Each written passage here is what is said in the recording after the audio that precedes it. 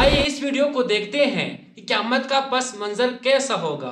اے آئی نے اس کو تصور کیا گیا ہے، لیکن قیامت کا پس منظر کو انسان بھی تصور نہیں کر سکتا کہ قیامت کا پس منظر کیسا ہوگا۔ لیکن ہم لوگ اس ویڈیو کو ہم دیکھیں گے، لیکن ویڈیو کو اینڈ تک ضرور دیکھنا۔ اگر چینل سبسکرائب نہیں کیا تو چینل کو سبسکرائب کر کے ویڈیو کو لائک کریں۔ چلو ویڈیو کی طرف۔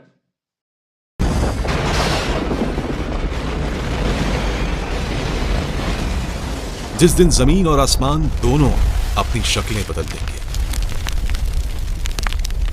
جس دن سورج اپنی روشنی کھو دے گا اور چاند ٹکڑے ٹکڑے ہو جائے گا،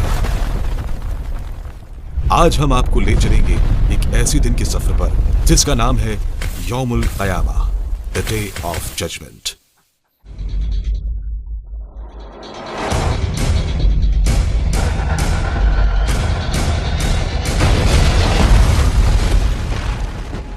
یہ وہ دن ہے جس کا ذکر تمام آسمانی کتابوں میں موجود ہے۔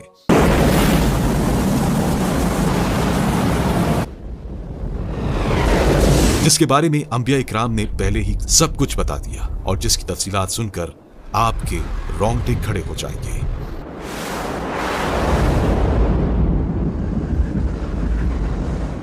اس ویڈیو میں ہم اے آئی کی مدد سے قیامت کے دن ہونے والے واقعات کی منظر کشی کرنے کی صرف کوشش کریں گے، لیکن حقیقت تو یہ ہے اس دن کیا ہوگا، اے آئی تو کیا کوئی انسانی ذہن اس کا تصور بھی نہیں کر سکتا۔ اس عظیم دن کیا کچھ ہونے والا ہے، آئیے جانتے ہیں۔ قرآن اور احادیث میں بیان کردہ قیامت کی ساری نشانیوں کے مکمل ہو جانے کے بعد جب اللہ تعالیٰ قیامت قائم کرنے کا حکم دے گا اور اسرافیل علیہ السلام کو سور پھونکنے کا حکم دے گا،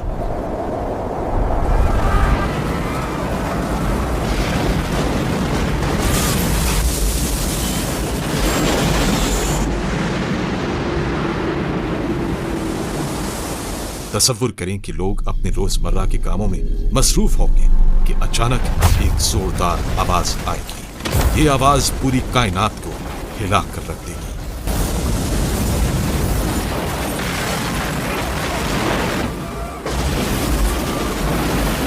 وہ دن جمعے کا دن ہوگا کہ ایک سینگ میں 2 مرتبہ سور پھونکا جائے گا، نفخۃ الفنا اور نفخۃ الباعث۔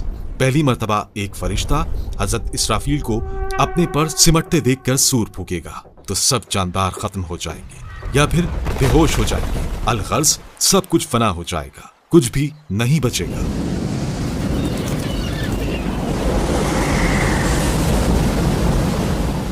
صرف اللہ کی ذات باقی رہے گی، یا پھر اللہ کے حکم سے عرش، کرسی، قلم، لوح، جنت، دوزخ اور روحیں فنا نہیں ہوں گی۔ 40 سال بعد جمعے ہی کے دن ایک مرتبہ پھر سور پھونکا جائے گا اور اس مرتبہ حضرت اسرافیل خود سور پھونکیں گے، یعنی نفخۃ الباعث، تو سب دوبارہ زندہ ہو جائیں گے۔ نفخۃ الباعث کے بعد جو کچھ ہوگا اس کا تصور کرنا بھی مشکل ہے۔ آسمان پھٹ جائے گا اور ٹکڑے ٹکڑے ہو جائے گا، ستارے بکھر جائیں گے جیسے موتی ٹوٹ کر بکھرتے ہیں، سورج لپیٹ دیا جائے گا جیسے کوئی کپڑا لپیٹتے ہیں، چاند 2 ٹکڑے ہو جائے گا۔ زمین کا منظر یہ ہوگا کہ زمین کو ہلا ہلا کر رکھ دیا جائے گا۔ پہاڑ تو اتنے بڑے اور مضبوط لگتے ہیں وہ روئی کے کالوں کی طرح اڑنے لگیں گے، سمندر آگ کے انگارے بن جائیں گے، پوری کائنات کا نقشہ بدل جائے گا۔ پھر اللہ تعالیٰ اس ساری مخلوق کو اس کے جسم، بالوں اور چمڑے سمیت دوبارہ اسی طرح کر دے گا جس طرح یہ ساری مخلوق پہلے تھی۔ زمین اندر سے ہل جائے گی اور تمام قبریں کھل جائیں گی۔ کروڑوں انسان جو ہزاروں سال پہلے مر چکے ہیں وہ سب دوبارہ زندہ کیے جائیں گے اور قبریں الٹ دی جائیں گی۔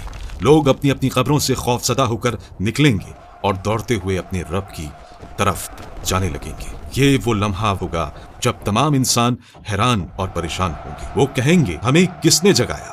یہ کیا ہو رہا ہے؟ ہم کہاں ہیں اور ہم نے کتنا وقت گزارا ہے۔ سب سے پہلے ہمارے پیارے نبی محمد صلی اللہ علیہ وآلہ وسلم اپنی قبر مبارک سے نکلیں گے۔ اس دن سارے لوگ ننگے پیر اور بے لباس ہوں گے۔ سب سے پہلے حضرت ابراہیم علیہ السلام کو لباس پہنایا جائے گا۔ اس کی وجہ یہ ہے کہ انہوں نے اللہ کی راہ میں آگ کا سامنا کیا۔ سارے انسان ایک وسیع میدان میں جمع کیے جائیں گے جسے میدان حشر کہا جاتا ہے۔ ساری مخلوق کو ایک سرخی مائل سفید زمین پر اکٹھا کیا جائے گا۔ رب دو جہاں اس زمین کو چمڑے کی طرح پھیلا دے گا، اور وہ زمین آج کی معروف زمین کی طرح نہیں ہوگی، بلکہ اللہ تعالیٰ اس زمین کو دوسری زمین سے تبدیل کر دے گا۔ آسمان کو بھی اسی طرح تبدیل کر دیا جائے گا۔ یہ میدان اتنا بڑا ہوگا کہ تمام انسانیت اس میں سما جائے گی۔ یہ میدان بالکل ہموار ہوگا، کوئی پہاڑ، کوئی گڑھا، کوئی بلندی نہیں۔ قیامت کے دن ہر مرحلہ پچھلے سے زیادہ ہیبت ناک اور خوفناک ہوگا۔ اس کے بعد سورج سر کے اوپر آ جائے گا۔ اندازہ لگائیے کہ آج سورج تقریباً 4000 سال کی دوری پر ہے اور ہماری طرف اس کی پیٹھ ہے۔ قیامت کے دن سورج صرف 1 میل کے فاصلے پر ہوگا اور اس کا منہ ہماری طرف ہوگا۔ کیا حال ہوگا؟ ہمارے بھیجے گرمی کی شدت سے کھول رہے ہوں گے اور اتنا پسینہ بہے گا کہ 70 گز زمین میں جذب ہو جائے گا۔ پھر جو پسینہ زمین نہ پی سکے گی وہ اوپر کی طرف آئے گی۔ وہ پسینہ کسی کے ٹخنوں تک ہوگا تو کسی کے گھٹنوں تک پہنچ جائے گا۔ کوئی کمر تک اس میں غرق ہوگا تو کوئی سینے تک اس میں تیر رہا ہوگا۔ کچھ تو ایسے بھی ہوں گے کہ ان کے گلے تک پہنچ چکا ہوگا، اور کافر کے تو منہ تک چڑھ کر لگام کی طرح اسے جکڑ لے گا، جس میں وہ ڈبکیاں کھائے گا۔ یہ سب کچھ ڈیپینڈ کرے گا ہمارے اعمال پر۔ اب لوگوں کے ساتھ ان کے اعمال کے حساب سے معاملہ کیا جائے گا۔ سزا یا جزا اعمال کو دیکھ کر دی جائے گی۔ اس دن کسی چیز کا کوئی سایہ نہیں ہوگا، لیکن کچھ اہل ایمان ایسے بھی ہوں گے کہ انہیں اللہ رب العزت اپنے عرش کے سائے میں رکھے گا۔ اس گرمی کی حالت میں پیاس کی کیا کیفیت ہوگی؟ حال یہ ہوگا کہ زبانیں سوکھ کر کاٹا ہو جائیں گی، کچھ تو زبانیں منہ سے باہر نکل آئیں گی، دل منہ کو آئے ہوں گے، لوگ اپنے اپنے گناہوں کے مطابق عذاب میں ہوں گے۔ اس دن کوئی کسی کا حال پوچھنے والا نہ ہوگا۔ بڑے مضبوط اور گہرے رشتے اس دن اپنی وقت کھو دیں گے۔ رشتہ داریاں اور تعلق داریاں کسی کام نہیں آئیں گی، یہاں تک کہ سگے رشتہ دار جو دنیا میں ایک دوسرے کو دیکھ کر جیتے تھے اس دن ایک دوسرے سے جان چھڑائیں گے۔ بھائی بھائی سے بھاگے گا، ماں اولاد سے پیچھا چھڑائے گی تو اولاد ماں سے دوڑے گی، باپ بچوں سے بیزار ہوگا تو بچے باپ سے بھاگیں گے، بیوی شوہر سے بھاگے گی تو شوہر بیوی سے بھاگے گا۔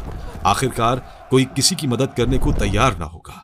ہر جان نفسی نفسی پکارے گی، ہر شخص صرف اپنی ہی فکر میں ہوگا، کسی دوسرے سے اسے کوئی سروکار نہ ہوگا۔ یہ مصیبتیں چل ہی رہی ہوں گی کہ جہنم کو لایا جائے گا۔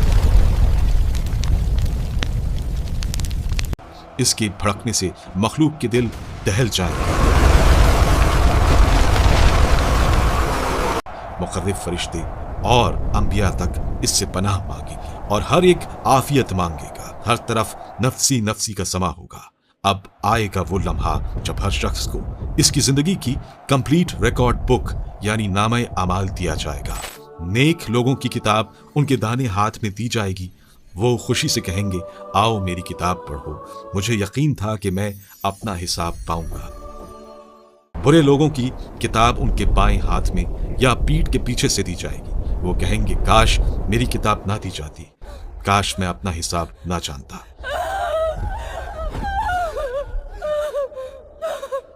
اب لگایا جائے گا وہ میزان یعنی ترازو جو انصاف کی علامت ہے۔ وہ میزان یہاں کی ترازو کے خلاف ہو۔ وہاں نیکیوں کا پلہ اگر بھاری ہوگا تو اوپر اٹھے گا اور بدی کا پلہ نیچے کی طرف جھک جائے گا، اور اس میزان کی نگران حضرت جبرائیل علیہ السلام جبکہ امین حضرت میکائیل علیہ السلام ہوں گے۔ اس میں ایک ایک کر کے ہر شخص کے اعمال کو تولا جائے گا۔ نیک اعمال اتنے ہلکے لگتے ہیں لیکن میزان میں بھاری ہوں گے، برے اعمال اتنے بھاری لگتے ہیں لیکن میزان میں ہلکے ہوں گے۔ یہاں پر ایک امیزنگ فیکٹ یہ ہے کہ بعض چھوٹے سے اعمال جن کو ہم معمولی سمجھتے ہیں وہ میزان میں بہت بھاری ثابت ہوں گے۔ اس وقت انبیاء اکرام، صالحین، حفاظ اور شہداء اللہ تعالیٰ سے اجازت لے کر بعض لوگوں کی سفارش کریں گے۔ سب سے عظیم شفاعت نبی کریم صلی اللہ علیہ وآلہ وسلم کی ہوگی، جنہیں مقام محمود دیا جائے گا۔ اب جہنم کے اوپر ایک پل لگایا جائے گا جو بال سے باریک اور تلوار سے زیادہ تیز ہوگا۔ یہی ہے पुल सिरात। अब शुरू होगा मुश्किल इम्तिहान। हर शख्स को इस पुल से गुजरना होगा। हर एक की रफ्तार इसके अमाल पर मुनासिर होगी। बाज पलक झपकने में पार हो जाएंगे, बाज लाइटनिंग स्पीड में, बाज घोड़े की रफ्तार में, बाज चलकर पार करेंगे और बाज घिसट कर। लेकिन बहुत से वो होंगे जो कट कर नीचे गिर रहे होंगे, और नीचे होगी जहन्नम की भड़कती हुई आग, जिसे इंसानों और पत्थरों के ईंधन से भड़काया जा रहा होगा। जो लोग पुल सिरात पार कर जाएंगे उन्हें नबी करीम सल्लल्लाहु अलैहि वसल्लम के हौज कौसर पर पानी पिलाया जाएगा। ये पानी दूध से ज्यादा सफेद, शहद से ज्यादा मीठा होगा। जो इसे पी लेगा वो कभी प्यासा नहीं होगा। आखिर में अल्लाह ताला का आखिरी और मुतलक फैसला आएगा। जन्नतियों को कहा जाएगा, ऐ मेरे बंदे, आज ना तो तुम पर कोई खौफ है और ना तुम गमगीन होगे। जहन्नमियों को कहा जाएगा, आज तुम्हारी सजा का दिन है। कोई जन्नत में हमेशा की खुशियों की तरफ और कोई जहन्नुम हमेशा के अजाब।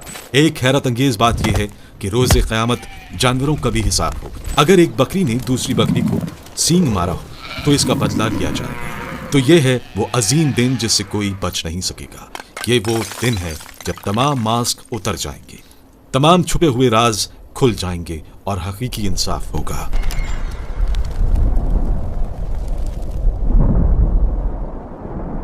हमारे पास अभी भी वक्त है अपने अमाल को दुरुस्त करने का, अल्लाह से तौबा करने का, नेक काम करने का, क्योंकि जब ये दिन आएगा तो फिर कोई सेकंड चांस नहीं मिलेगा, कोई एक्सक्यूज एक्सेप्ट नहीं होगा और कोई वापसी नहीं होगी। सवाल ये है, क्या हम तैयार हैं?